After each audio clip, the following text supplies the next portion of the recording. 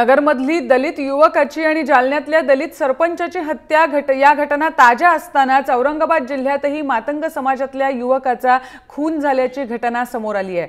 कन्नड तालुक्यातल्या देवपुळे इथं उमेश आगळे या तरुणाचा काही दिवसांपूर्वी गावात जवळच्या विहिरीत मृतदेह आढळला होता। या प्रकरणी उमेशच्या आईने दिलेल्या तक्रारीवरून गावातल्याच 4 जणांवर खुनाचा गुन्हा दाखल करण्यात आलाय। मात्र अद्यापही या प्रकरणी पांडुरंग घुगे, कैलाश काळे, सागर घुगे, गणेश काळे यांना अटक मात्र झालेली नाहीये। या चौघांबरोबरच उमेश शेवटचा घराबाहेर गेला होता आणि पोलीस सध्या या प्रकरणी अधिक तपास करत आहेत।